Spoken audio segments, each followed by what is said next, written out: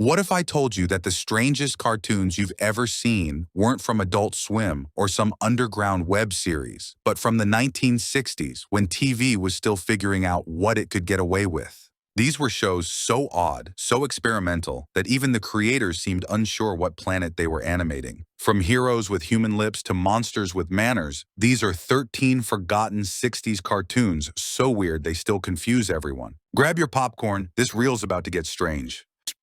Clutch Cargo, 1959-1960, the talking faces that haunt television. Before CGI, before motion capture, there was Clutch Cargo, a show that asked, what if we just film people's mouths and paste them onto drawings? Yes, really. When it premiered in 1959, Clutch Cargo was billed as an adventure series about a rugged pilot and his loyal dog, Spinner. But what people remember isn't the story. It's the nightmare fuel animation technique known as synchrovox. Instead of animating characters' mouths, the producers filmed real human lips, speaking the dialogue, and superimposed them over static cartoon faces. The result? A bizarre, hypnotic hybrid that made every conversation look like a random video from another dimension. Did you know this technique was originally invented for corporate training films? The creators thought kids would love it. It was realistic. Instead, most viewers found it deeply unsettling. The stories themselves weren't bad. Classic pulp adventures with planes, jungles, and villains twirling invisible mustaches. But the presentation, well, it's something you don't unsee. Even today, clips from Clutch Cargo circulate online as pure meme gold, proof that TV history once stared straight into the uncanny valley and said, yeah, that'll do. Yet, for all its awkwardness, Clutch Cargo was a pioneer. It was one of the first TV cartoons produced in color and a technical stepping stone for future animation. So yes, it's weird, it's haunting, it's unforgettable. And somewhere, deep in television's subconscious, those lips are still talking. Beanie and Cecil, 1962, the puppet show that became a cartoon fever dream. Before Nickelodeon, before Cartoon Network, there was Beanie and Cecil, a show that looked like it was made for children but was secretly written for anyone who'd ever stayed up too late staring at static. Created by Bob Clampett, one of the minds behind Looney Tunes, Beanie and Cecil started as a puppet show before morphing into one of the strangest animated comedies of the early 60s. The plot? A boy named Beanie sails around with his dragon-like sea serpent pal, Cecil, encountering bizarre, political, and just plain nonsense. Clampett's signature chaos was on full display: visual puns, surreal gags, and names that made no sense unless you were half asleep. One episode featured a villain named Dishonest John, whose entire scheme was built around her being dishonest. That's it. Did you know Beanie and Cecil were one of the first shows to openly parody pop culture? They lampooned everything from politicians to rival TV networks, sometimes so directly that sponsors got nervous. The humor was lighthearted, but sharp enough to slip right past censors. The animation itself was psychedelic before the 60s even hit their stride. Bright, bold, and full of dreamlike energy. Every frame looked like it was dipped in bubblegum and sarcasm. What made it even stranger was its tone. Some episodes felt like cheerful adventures. Others, straight-up existential riddles with laugh tracks. For kids, it was fun. For adults, it was a wink and a nudge. A Saturday morning cartoon written by people who'd clearly been reading Mad Magazine. Beanie and Cecil only lasted a few years, but their DNA is everywhere, from Rocky and Bullwinkle to Ren and Stimpy. It proved that cartoons could be absurd, self-aware, and a little too smart for their own good. Watching it now feels like diving into a 1960s time capsule and realizing that TV's weirdest ideas didn't come from the future. They were already sailing the high seas with a dragon and a kid named Beanie. Space Angel, 1962-1964, the galaxy's strangest lips in space. If Clutch Cargo crawled so weird TV could walk, Space Angel soared straight into orbit with the same talking mouth technology, now in zero gravity. From 1962 to 1964, Space Angel tried to bring sleek sci-fi adventure to Saturday mornings. It had rockets, ray guns, and heroes with square jaws. But what kids couldn't forget, what no one could forget, were those human mouths flapping on cartoon faces like holographic stickers. Yes, Synchrovox was back. Space Angel followed Scott McCloud, intergalactic pilot and secret agent for the Interplanetary Space Force. Think James Bond meets Flash Gordon. If both had been drawn on tracing paper, his team included Taurus, a Scottish engineer, and Crystal, a communications expert who deserved a better job than talking to a camera lens for 3 minutes straight. Did you know each episode began with a painterly comic panel-style intro, then slowly melted into motion? The effect was oddly hypnotic, half animation, half slideshow. Kids weren't sure if they were watching a cartoon or listening to a bedtime story with moving pictures. And then there was the music, jazzy, mysterious, with that atomic age optimism that made even budget animation feel like a moon mission. Despite its odd visuals, Space Angel was ahead of its time. It tackled Cold War politics, espionage, and galactic diplomacy, all in under 7 minutes an episode. It was thoughtful, but also, let's face it, kind of terrifying to look at. Rewatch it today, and you'll find it strangely mesmerizing, like old sci-fi pulp come to life, narrated by a set of disembodied lips. Space Angel wasn't just weird, it was art disguised as awkwardness. And somewhere in that uncanny silence between frames, you can almost hear the dawn of modern animation whispering through space. The Mighty Hercules, 1963-1966, when Greek myth met Saturday morning. Long before Marvel heroes ruled the screen, Saturday mornings had their own demigod, the Mighty Hercules. He wasn't brooding or complex. He was a cheerful muscle machine who solved every problem with optimism, lightning bolts, and very limited animation. Produced in 1963 by Adventure Cartoon Productions, The Mighty Hercules was a low-budget attempt to bring classical mythology to TV. But what kids got wasn't epic poetry. It was a fever dream in a toga. Each 5-minute episode opened with that unforgettable theme song. Hercules, hero of song and story, catchy, dramatic, and completely at odds with the stiff, looped animation that followed. Hercules looked more like a cardboard cutout than a hero of Olympus, but kids loved it anyway. The show introduced Hercules' companions, Newton the Centaur, whose every sentence echoed twice, Helena the Princess, and Daedalus, a wizard so dramatically evil he made Shakespearean villains look subtle. Did you know that the creators reused backgrounds so often that sometimes Hercules would run across the same rock for nearly half a minute? It was cost-saving genius disguised as artistic choice. And yet, the weirdness worked. The show's blend of Greek legend and atomic age optimism gave it a timeless charm. Hercules didn't need depth or darkness. He had heart, a magic ring, and the power of catchy repetition. The strangest part? The moral lessons. Each episode ended with a tidy little sermon, delivered in a tone that sounded less like a hero and more like your gym teacher giving life advice. Revisiting The Mighty Hercules now feels like paging through a myth rewritten by Saturday morning logic. Gods, monsters, and good vibes only. It wasn't accurate mythology, it wasn't even consistent, but it was unforgettable. Because sometimes the weirdest thing about 1960s cartoons wasn't their animation. It was how earnestly they believed they were teaching kids about life.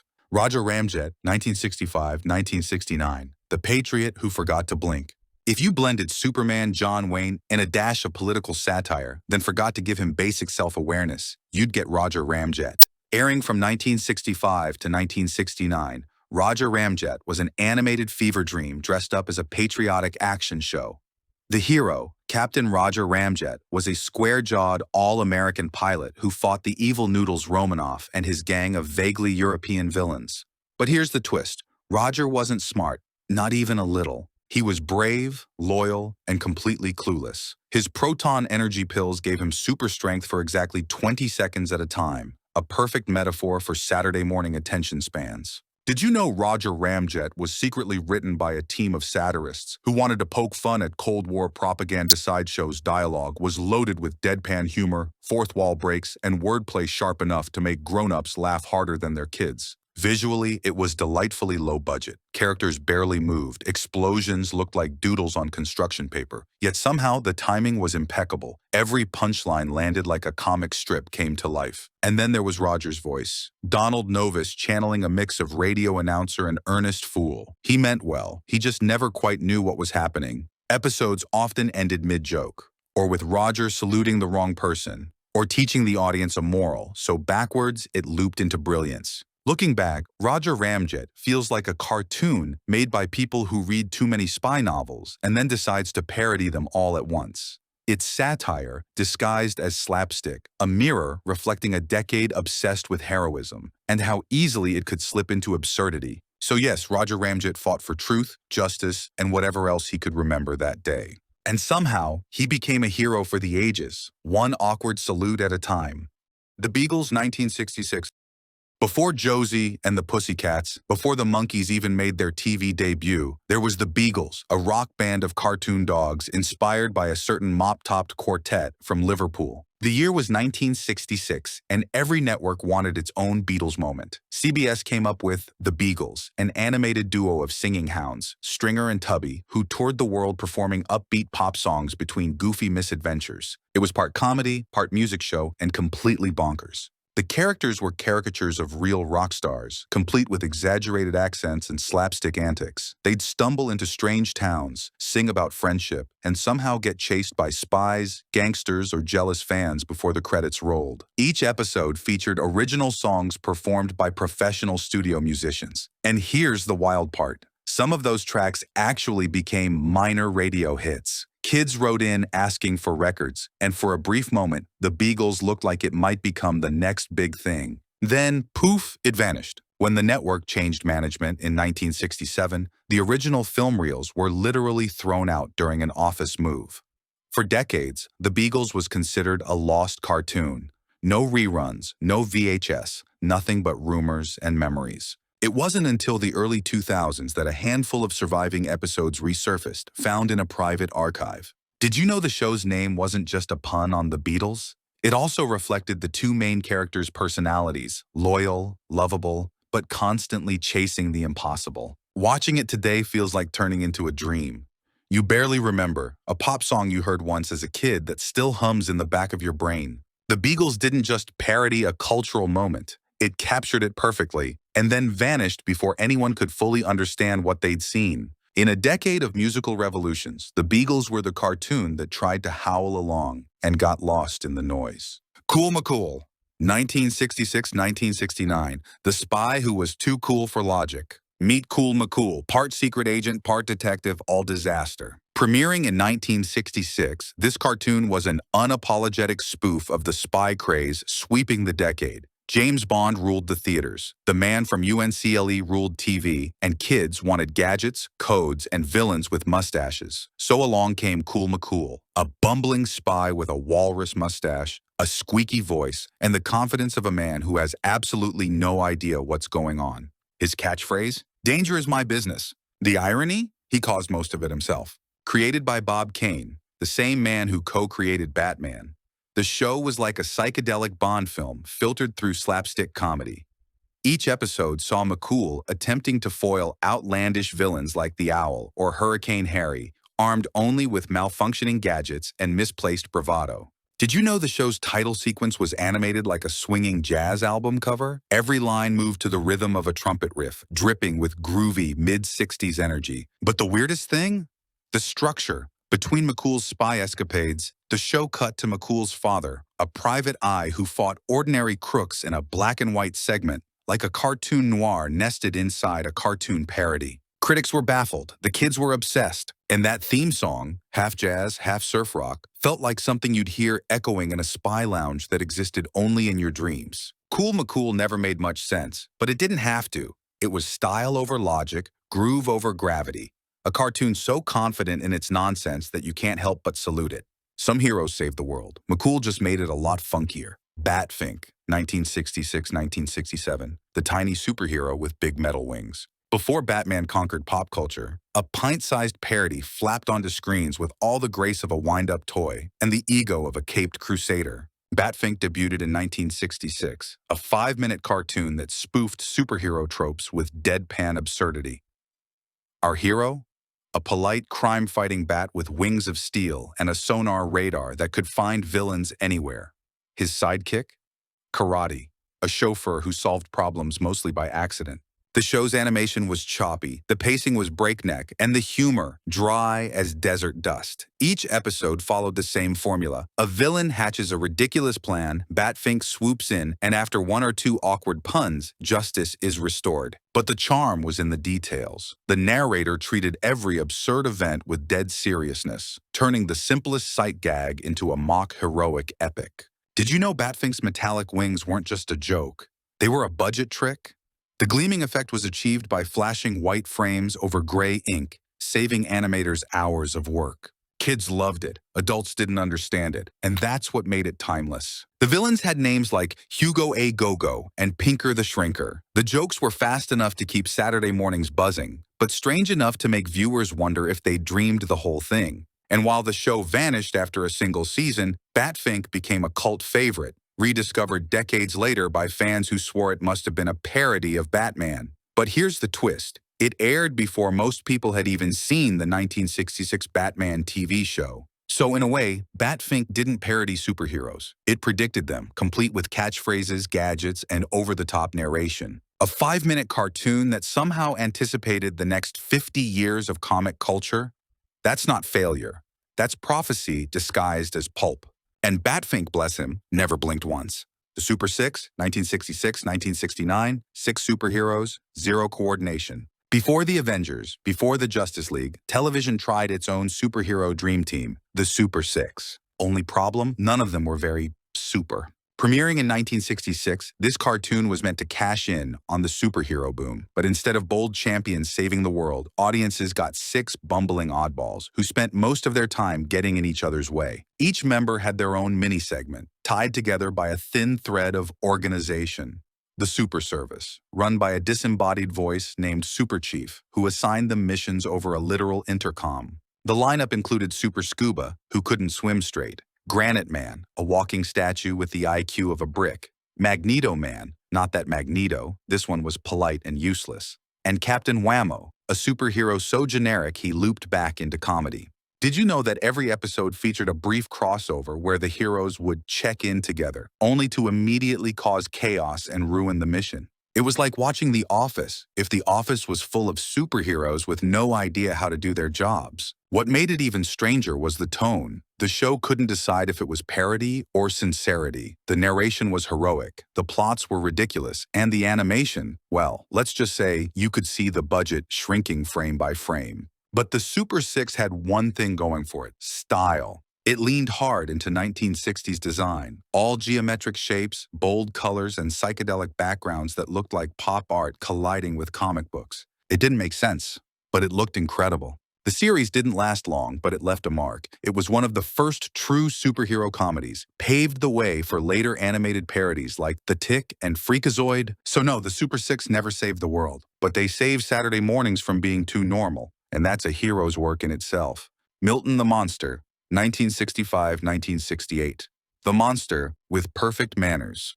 Not all monsters are made to terrify. Some are made to charm. Milton the Monster was born in a thunderstorm of politeness, a laboratory creator who preferred tea parties to terror. Created by Hal Seeger in 1965, the show followed Professor Weirdo and his assistant, Count Kook, as they accidentally added too much tenderness to their monster formula. Instead of a raging creature, they got Milton, a cheerful, childlike Frankenstein with the voice of a friendly neighbor. And that was the joke. Every week, Milton's creators tried to make him scarier, and every week, he just wanted to help people, sing songs, or tell knock-knock jokes. Did you know the show's opening theme became a cult favorite? We'll stir a bit of tenderness in Milton, My Monster Kin. It was spooky, jazzy, and completely wholesome. But Milton the Monster wasn't just cute, it was clever. The series also featured segments with side characters like Fearless Fly, a timid insect who became a superhero when he put on his glasses, a gag that somehow never got old. What really made Milton the Monster memorable was its tone. Unlike other monster comedies of the era, it didn't mock its hero. It embraced him. Milton wasn't the butt of the joke, he was the joke, but in the best way possible. His kindness made the world around him absurd. The show used horror tropes like fog, castles, and lightning bolts, but every spooky moment turned heartwarming in seconds. It was the Addams Family meets Sesame Street. While it lasted only 2 seasons, Milton the Monster captured a rare vibe. The idea that monsters could be lovable, that weirdness could be gentle, and that even in the 1960s, a cartoon could be both silly and sincere. Because sometimes, the scariest thing a monster can do is care. The Mighty Heroes, 1966-1967, the super team that couldn't get it together. If the Super Six were chaotic, the Mighty Heroes would be pure mayhem. Produced by Terry Toons in 1966, this show gave kids a team of 5 heroes who couldn't save a cat without nearly destroying a city. Their names? Rope Man, Tornado Man, Strong Man, Cuckoo Man, and Diaper Man. Yes, you heard that last one right. Each hero had powers that were somehow both clever and useless. Rope Man could tie himself in knots, literally. Tornado Man could spin like a cyclone but rarely stopped. And Diaper Man? A literal baby in a superhero diaper, armed with a bottle that doubled as a weapon of pure slapstick chaos. Did you know Diaper Man was technically the team's leader? That's right, the baby was the boss, because apparently in the 60s, logic stayed home while cartoons went to work. The tone was manic, the pacing absurd, and the dialogue ran like a jazz riff, fast, rhythmic, and delightfully unhinged. What made the Mighty Heroes special was its self-awareness. It didn't just parody superheroes, it celebrated their ridiculousness. The team's constant bickering, botched rescues, and accidental victories made every episode feel like a Saturday morning improv show. And here's the wild twist. The animation was done by Ralph Bakshi. Yes, that Ralph Bakshi, the underground visionary who would later direct edgy classics like Fritz the Cat and Wizards. Before he changed adult animation forever, he was animating babies in capes and grown men who couldn't fly straight. Revisiting the Mighty Heroes now feels like finding a comic book written by comedians during a sugar rush. It's messy, loud, and absolutely unforgettable. Sometimes, being mighty isn't about getting it right. It's about making a glorious mess in style. King Leonardo and his short subjects, 1960-1963, the talking lion who ruled the jungle of weird. Long before The Lion King roared across cinema screens, television had its own royal feline, King Leonardo, ruler of Bongo Congo and reluctant monarch of one of the strangest cartoon kingdoms ever animated. Premiering in 1960, King Leonardo and his short subjects was part sitcom, part political satire, and part fever dream, narrated by a man who sounded like he'd just swallowed a dictionary. King Leonardo was a well-meaning but clueless lion, constantly outsmarted by his loyal assistant Odie Cologne, a wise skunk with the patience of a saint. Together, they faced off against Biggie Rat and Itchy Brother, a duo of scheming villains whose plans were as inconsistent as the show's animation budget. Did you know the series was produced by Total Television, the same studio that gave us Underdog and Tennessee Tuxedo? It was one of the first cartoon universes on TV, with recurring characters crossing between segments like early-day cameos. The short subjects part of the title referred to side stories, often even weirder than the main plot. There were lessons about kindness, teamwork, and occasionally, competitive cheese sculpting. But beneath the slapstick and puns was something oddly sophisticated. The writers laced episodes with political undertones, mocking bureaucracy, media, and even the monarchy itself. King Leonardo wasn't just funny, he was a parody of leadership wrapped in jungle jokes. What really made it stand out was its pacing. Every scene felt like a frantic race between clever wordplay and collapsing logic. The humor was both sharp and nonsensical, an art form that defined early 60s cartoons. Today, King Leonardo feels like the missing link between classic Golden Age comedy and modern animated satire. It's The Daily Show, if everyone involved were animals in bow ties. So yes, before Simba, there was Leonardo, the lion who roared not with might, but with mild confusion and a touch of class. Luno the White Stallion, 1963-1966, the flying horse that questioned reality. If the Twilight Zone had ever made a children's cartoon, it would have looked a lot like Luno the White Stallion. Created by the same team behind Mighty Mouse, this short-lived series followed a boy named Tim who owned a small statue of a white horse. Whenever he said the magic words, "Oh mighty Luno, bring me adventure," the statue came to life, transforming into a majestic winged stallion who whisked him away on strange, moralistic adventures. Sounds wholesome, right? It was, until you actually watched it. Each episode felt like a fever dream dressed in fairy tale logic. The animation was stiff, the dialogue cryptic, and the lessons so abstract that even adults were left blinking in confusion. One episode involved Luno scolding a villain for greed. Another saw Tim questioning whether magic was just imagination. Did you know Luno was originally a segment in the New Adventures of Mighty Mouse and Heckle and Jekyll before getting its own spin-off? It was intended to be educational, but what it taught most kids was that reality was fragile and horses could talk about ethics. What made it even stranger was its tone, calm, almost hypnotic. While most cartoons of the time blasted noise and chaos, Luno floated along like a daydream. Its haunting flute music, slow pacing, and philosophical narration gave it an almost mystical atmosphere. But the weirdest thing? Luno wasn't just a sidekick, he was a teacher. He spoke like a philosopher trapped in a horse's body, constantly reminding Tim and us that courage and kindness came from within. It was part fantasy, part lecture, and part lucid dream. Watching it now feels like opening a dusty storybook written by someone who really wanted to make kids think and maybe nap at the same time. Luno the White Stallion didn't run long, but it left a hoofprint on animation history, a reminder that even the strangest shows were trying to say something meaningful. And maybe, just maybe, Luno was right all along. Imagination is its own kind of adventure. So there you have it, 13 forgotten cartoons from the 1960s, each stranger, braver, and more beautiful than the last. They were cheap, clumsy, and utterly fearless, TV's first experiments in animated chaos. From mechanical mouths to flying horses, these weren't just shows. They were dreams broadcast in Technicolor. Which one still haunts your memory? Drop your pick in the comments, hit that like button, and subscribe, because next time, we're diving even deeper into Hollywood's weirdest reels. Until then, keep the screen flickering.